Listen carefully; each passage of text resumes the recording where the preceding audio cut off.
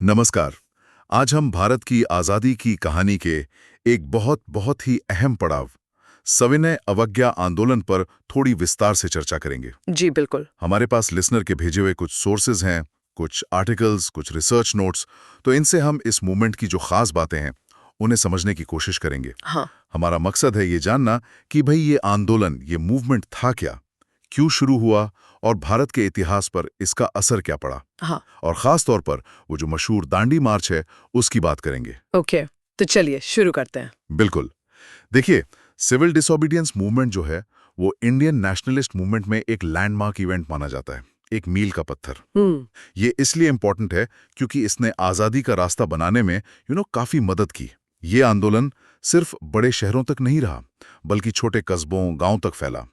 और एक बहुत खास बात ये थी कि इसमें महिलाओं ने, हाँ, और जो निचली जातियां कहे जाने वाले लोग थे, उन्होंने भी बहुत बढ़ चढ़कर हिस्सा लिया। तो ये सिर्फ कुछ नेताओं का आंदोलन नहीं था, ये जनता का मूवमेंट बन गया था। अच्छा, तो इसकी शुरुआत होती है 1930 से, है ना? मुझे याद है सोर्सेज में था कि कांग्रेस ने दिसंबर 1929 के अपने लाहौर सेशन में, हाँ, लाहौर सेशन। वहां पूर्ण स्वराज मतलब कंप्लीट इंडिपेंडेंस का लक्ष्य तय किया था। और यह भी तय हुआ कि 26 जनवरी 1930 को इंडिपेंडेंस डे जैसा मनाया जाएगा। बिल्कुल। और फिर इसी के बाद गांधी जी के लीडरशिप में सिविल डिसोबीडियंस मूवमेंट लॉन्च हुआ।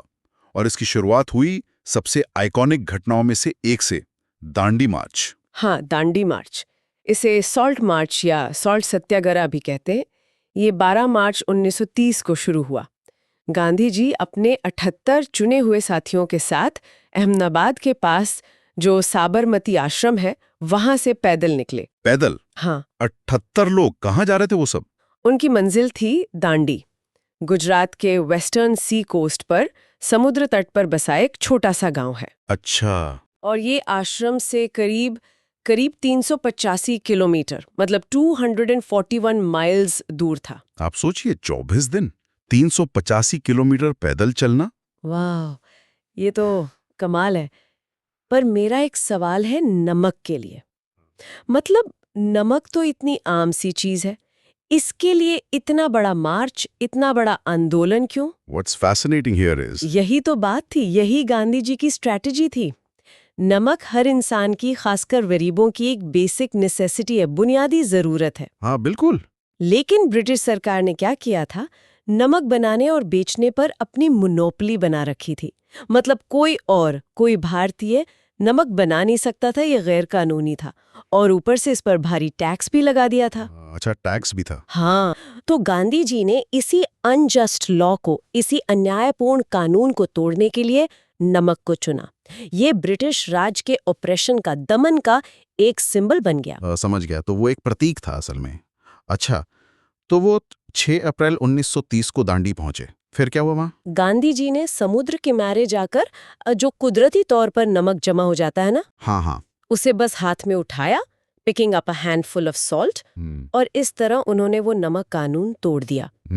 ये सरकार की सीधी डिफायंस थी, खुली अवज्ञा, एक छोटा सा कदम जिसने जैसे पूरे देश को जगा दिया।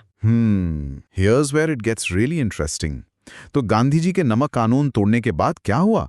क्या ये आग, मतलब ये रेजिस्टेंस पूरे देश में फैला? बिल्कुल, ये चिंगारी एकदम तेजी से पूरे देश में फैली। गांधी जी ने आह्वान किया था और देश भर में लोगों ने इल्लीगल तरीके से, मतलब गैर कानूनी ढंग से नमक बनाना और बेचना शुरू कर दिया। अच्छा। ये सरकार के खिलाफ लोगों के रेजिस्टेंस का, प्रतिरोध का सिंबल बन गया। हर कोई अपने तरीके से जुड़ रहा था। इसके कुछ एग्जाम्पल्स हैं हमारे सोर्सेज में, कहाँ ऐसा हुआ? हाँ, कई जगह हुआ। जैसे तमिलनाडु में सी राजगोपालाचारी थे, उन्होंने ट्रिचनापली से वेदारण्यम तक बिल्कुल ऐसा ही एक मार्च निकाला, नमक यात्रा। ओके। गुजरात में धरसना नाम की जगह पर सरकारी सॉल्ट डिपोस थे, नमक के भंडार। वहां पर भी मार्च निकालने की कोशिश हुई। धरसना? हाँ, मैंने पढ़ा इसके बारे में। वहाँ क्या हुआ था? कुछ वायलेंस हुआ था शायद? हाँ, धरसना में सरोजनी नायडू थीं। वो मशहूर कवियत्री भी थीं और कांग्रेस की बहुत बड़ी नेता थीं, प्रेसिडेंट भी रह चुकी थीं कांग्रेस की। हाँ। उन्होंने नॉन वायलेंस सत्याग्रहीज का एक जत्था लीड किया। वो शांति से डिपो की तरफ बढ़ रहे थे, लेकिन पुलिस ने उन पर बहुत ही ब्रूटल लाठीचार्ज किया, एकदम बर्बरता से। ओह, सोर्सेज बताते हैं कि 300 से ज्यादा सत्याग्रही बुरी तरह घायल हुए और 2 लोगों की मौत भी हो गई। वो बहुत ही भयानक सीन था। ये तो भयानक था वाकई, इतना रिप्रेशन। हाँ, लेकिन लोगों का हौसला नहीं टूटा। इसके उलट देश भर में डेमोन्स्ट्रेशंस, हड़तालें, मतलब हड़ताल, विदेशी सामानों का बॉयकॉट, हाँ। और बाद में तो लोगों ने टैक्स देने से भी इनकार करना शुरू कर दिया, जैसे चौकीदारी टैक्स वगैरह। लाखों लोग इस आंदोलन में शामिल हुए। And this raises an important question, महिलाओं की भूमिका। इस आंदोलन में वुमेन्स पार्टिसिपेशन कितना अहम था? हाँ, सोर्सेज ये बिल्कुल साफ बताते हैं कि महिलाओं ने बहुत बड़ा रोल निभाया। सरोजिनी नायडू का एग्जाम्पल तो है ही। कहा गया है कि वुमेन्स पार्टिसिपेशन बहुत एक्टिव थी। उन्होंने नमक बनाया, बेचा, शराब की दुकानों और फिर विदेशी कपड़ों की दुकानों पर धरने दिए। कई जगह वो एकदम फ्रंटलाइन में थी। सही बात है, ये एक बहुत बड़ी उपलब्धि थी इस आंदोलन की। बिल्कुल। अच्छा, तो ब्रिटिश सरकार ने इस इतने बड़े वाइडस्प्रेड मूवमेंट पर रिएक्ट कैसे किया? क्या कदम उठाए उन्होंने? देखिए, उनका पहला रिएक्शन तो रिप्रेशन का ही था, दमन का। गांधी जी को 5 मई 1930 को गिरफ्तार कर लिया गया और अंदाजा है कि सॉल्ट सत्याग्रह के दौरान 60,000 से ज्यादा भारतीयों को जेल भेजा गया। 60,000 बहुत बड़ा नंबर है ये। बहुत बड़ा। लेकिन साथ ही वो बातचीत का एक दिखावा भी कर रहे थे। साइमन कमीशन की जो सिफारिशें थीं, उन पर डिस्कस करने के लिए नवंबर 1930 में लंदन में फर्स्ट राउंड टेबल कॉन्फ्रेंस बुलाई गई। अच्छा, राउंड टेबल कॉन्फ्रेंस? क्या कांग्रेस उसमें शामिल हुई? नहीं, उस वक्त तो आंदोलन चल रहा था, तो कांग्रेस ने इसका बॉयकॉट किया। इसमें इंडियन प्रिंसेस थे, राजे महाराजे, मुस्लिम लीग, हिंदू महासभा और कुछ दूसरे ग्रुप्स शामिल हुए। पर जाहिर है कांग्रेस के बिना कोई ठोस नतीजा निकल ही नहीं सकता था। हाँ, वो तो है। अंग्रेज भी ये बात समझ गए कि कांग्रेस के बिना कोई कॉन्स्टिट्यूशनल चेंज पॉसिबल नहीं है भारत में। तो फिर उन्होंने कांग्रेस को मनाने की, मतलब बातचीत में लाने की कोशिश की होगी। हाँ बिल्कुल। उस समय वाइसरॉय थे लॉर्ड इरविन। उन्होंने कोशिश की और मार्च 1931 में गांधी जी और इरविन के बीच एक समझौता हुआ। इसे गांधी इरविन पैक्ट कहते हैं। हाँ, सुना है इसके बारे में। क्या था इसमें? इसमें सरकार ने माना कि वो पॉलिटिकल प्रिजनर्स को, मतलब राजनीतिक कैदियों को रिहा कर देंगे। हाँ, उन पर हिंसा का आरोप नहीं होना चाहिए। और बदले में कांग्रेस ने सिविल डिसोबीडियंस मूवमेंट को सस्पेंड करने, मतलब कुछ समय के लिए रोकने पर सहमति जताई। ओके, तो मतलब आंदोलन रुक गया। हाँ। और फिर Gandhi ji second round table conference में गए। हाँ, कांग्रेस का कराची सेशन हुआ मार्च 1931 में, जिसके अध्यक्ष सरदार वल्लभ भाई पटेल थे। वहां ये फैसला हुआ कि हाँ, कांग्रेस को जाना चाहिए। तो गांधी जी कांग्रेस के सोल रिप्रेजेंटेटिव, मतलब एकमात्र प्रतिनिधि बनकर सितंबर 1931 में लंदन गए। अच्छा। And if you connect this to the bigger picture, इसी कराची सेशन में फंडामेंटल राइट्स और इकोनॉमिक पॉलिसी पर एक बहुत इंपॉर्टेंट प्रस्ताव पास हुआ था। ये काफी सिग्निफिकेंट था। फंडामेंटल राइट्स क्या था उसमें? उसमें लोगों को जाति और धर्म के भेद के बिना मौलिक अधिकारों की गारंटी देने की बात थी।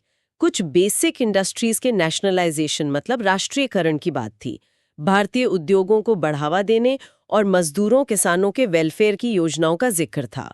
तो ये दिखाता है कि राष्ट्रवादी आंदोलन पर सोशलिज्म का, समाजवाद का प्रभाव बढ़ रहा था। ये तो काफी फॉरवर्ड लुकिंग था उस समय के हिसाब से। अच्छा, तो लंदन में जो सेकेंड राउंड टेबल कॉन्फ्रेंस हुई, क्या वो सफल रही? नहीं, वो भी फेल हो गई, बिल्कुल असफल। देखिए, गांधी जी तो पूरे देश की तरफ से बात कर रहे थे, एक नेशनल पर्सपेक्टिव से, लेकिन वहां भारतीय राजे महाराजे भी थे। हाँ। और अलग अलग कम्युनल लीडर्स भी थे, सांप्रदायिक नेता, जिन्हें अंग्रेजों ने ही चुना था एक तरह से। राजे अपनी गद्दी बचाने में लगे थे और सांप्रदायिक नेता सिर्फ अपने समुदाय के प्रतिनिधि होने का दावा कर रहे थे, देश का नहीं।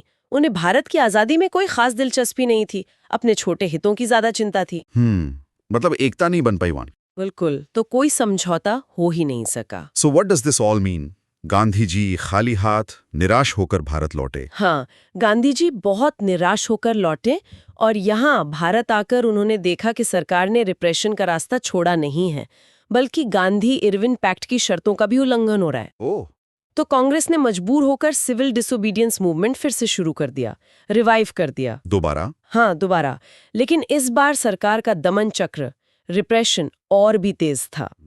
गांधी जी और दूसरे बड़े नेताओं को फौरन फिर से गिरफ्तार कर लिया गया और कहा जाता है कि अगले करीब 1 साल के अंदर ही 1,20,000 1,20,000 से ज्यादा लोगों को जेल में डाल दिया गया। 1,20,000, ये तो पहले से दुगना हो गया। हाँ, बहुत ज्यादा रिप्रेशन था।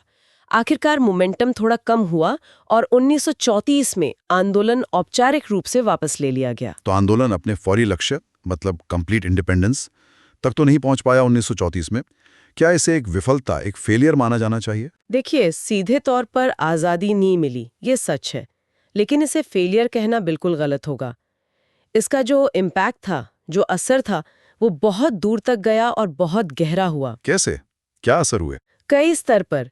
एक तो इसने ब्रिटिश सरकार पर से लोगों का भरोसा तोड़ा, क्रिएटेड डिस्ट्रस्ट।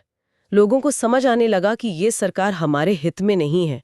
दूसरा, इसने आज़ादी की लड़ाई की नींव को बहुत मजबूत किया, laid the foundation for the future struggle। Okay. तीसरा, और ये बहुत महत्वपूर्ण है, इसने समाज के बहुत बड़े हिस्से को पॉलिटिकली मोबिलाइज किया, जागरूक और एकजुट किया। खासकर महिलाएं और जो पिछड़े वर्ग थे, वो बड़ी संख्या में जुड़े। हाँ, महिलाओं की बात हमने की थी। बिल्कुल। फिर प्रोपेगेंडा के मतलब अपनी बात लोगों तक पहुंचाने के नए तरीके निकले, जैसे प्रभात फेरी निकालना, सुबह सुबह टोलियां बनाकर देशभक्ति के गीत गाना, हाथ से लिखे पैम्फलेट्स बांटना। ये सब बहुत पॉपुलर हुए। अच्छा। कई जगहों पर लोगों ने जंगल कानूनों का उल्लंघन किया। आदिवासी इलाकों में चौकीदारी टैक्स देने से मना कर दिया गया। और वो नमक वाला मुद्दा? हाँ, अंततः सरकार को वो दमनकारी सॉल्ट टैक्स खत्म करना ही पड़ा। ये एक बड़ी जीत थी। और फिर इंटरनेशनल अटेंशन, दुनिया भर का ध्यान भारत की तरफ गया। इससे ब्रिटिश सरकार पर एक नैतिक दबाव बना। सही बात है। और पॉलिटिकल लेवल पे इसका क्या असर रहा? पॉलिटिकली भी ये बहुत सिग्निफिकेंट था। भले ही 1934 में आंदोलन वापस ले लिया गया, कांग्रेस ने उसी साल एक बहुत महत्वपूर्ण प्रस्ताव पास किया, वयस्क मताधिकार यानी अडल्ट फ्रैंचाइज के आधार पर चुनी गई एक संविधान सभा, कॉन्स्टिट्यूएंट असेंबली की मांग, जो आजाद भारत का संविधान बनाएगी। अच्छा, मतलब अब ये मांग उठी कि संविधान भी भारतीय ही बनाएंगे। हाँ, ये इस बात पर जोर था कि केवल भारत के लोग ही तय करेंगे कि उन पर शासन कैसा होगा, अंग्रेज नहीं। इस मांग ने कांग्रेस की क्रेडिबिलिटी और बढ़ाई और इसने भविष्य के आंदोलनों जैसे 1942 का क्विट इंडिया मूवमेंट, भारत छोड़ो आंदोलन, उसके लिए जमीन तैयार की। इसने दुनिया को दिखा दिया कि नॉन वायलेंस और सिविल डिसोबीडियंस कितने पावरफुल हथियार हो सकते हैं। तो कुल मिलाकर सिविल डिसोबीडियंस मूवमेंट और खासकर ये जो दांडी मार्च था, ये सिर्फ नमक कानून तोड़ने की घटना से कहीं ज्यादा थे। बिल्कुल। ये नॉन वायलेंट रेजिस्टेंस की ताकत का सबूत थे, आम लोगों की भागीदारी, मास पार्टिसिपेशन का सबूत थे, जिसमें महिलाओं की भूमिका बहुत अहम थी, और भारत के आजादी के लिए जो दृढ़ संकल्प था, डिटर्मिनेशन, उसका प्रतीक थे। सही कहा। इसने दिखाया कि कैसे साधारण लोग, बिल्कुल ऑर्डिनरी लोग, साधारण से दिखने वाले कामों से भी एक इतने बड़े साम्राज्य को चुनौती दे सकते हैं। बिल्कुल। और ये हमें आज भी सोचने पर मजबूर करता है ना? आज की दुनिया में जहां हमारे सामने इतनी अलग अलग तरह की चुनौतियां हैं, इन्फॉर्मेशन का ओवरलोड है, गांधी जी के सत्याग्रह और सविनय अवज्ञा के ये सिद्धांत, ये तरीके कितने रिलेवेंट हैं, कितने प्रासंगिक हैं। हाँ। What stands out to the listener about using a simple act like making salt to challenge a powerful empire? किसी इतने बड़े साम्राज्य को चुनौती देने के लिए नमक बनाने जैसे एक साधारण से काम को चुनना, इसकी रणनीति के बारे में क्या विचार आते हैं मन में? ये सोचने वाली बात है। जरूर, ये एक विचारणीय प्रश्न है। इसी सोच के साथ आज की ये चर्चा यहीं समाप्त करते हैं। अगली बार फिर मिलेंगे एक नए विषय पर और गहरी छानबीन करने के लिए। जी।